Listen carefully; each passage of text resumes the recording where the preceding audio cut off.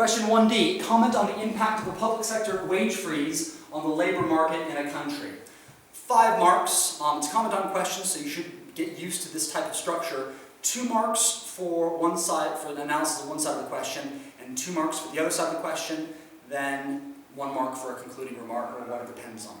So my tip here is to use what we would call the economist's toolkit. You want to be using words like ASID, inequality, budget deficit, ideas of crowding out. The more of these types of words you can use, the more intelligent you're going to sound, the more it's going to make sense to the examiner. So one side of the argument that you could say is that a public sector wage freeze will reduce the real wages of the public sector workers, assuming that inflation is positive. I put the economist toolkit in red here to show you that these are sort of like the economist toolkit's words. So as long as you first of all, to say that that real wages would go down following a freeze is quite interesting. That shows that you're thinking like an economist. This will mean that you've got a drop in living standards, another economist toolkit type of word, which would lead to an increase in the level of income inequality, which would then maybe decrease consumption and aggregate demand in the economy, which you could then say maybe leads to, I don't know, a period of, maybe stagnation or negative GDP growth leading to a recession, anything you want to, as long as it sort of follows that, the logical structure that an economist would use. Now, you can use any of those. We only really want 2 points to be able to get those 2 marks on the one side of the argument.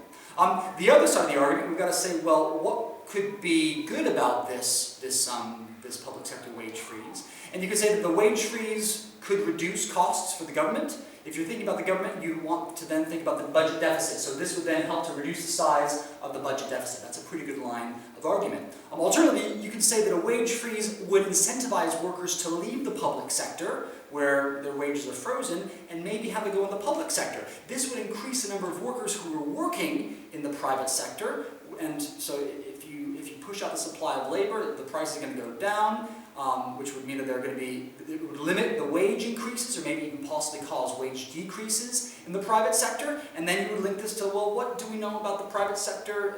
That's probably the sector that's exporting goods to the rest of the world, and so therefore we could say that this would make the country's firms more internationally competitive. This could then maybe help aggregate demand because we're producing more exports. Something like that. Really, this is a bit of overkill. We're only looking for a really solid 2-mark analysis where you're using some sorts of ideas from the economist's toolkit.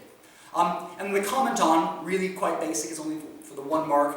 It would maybe depend on the size of the public sector in the economy to determine whether or not it's going to actually have an impact on the private sector, and maybe even the duration of the wage freeze. If it wasn't that long, maybe it wouldn't have the same type of effect as if it were a longer wage freeze. But any kind of sort of questioning will get you that comment on.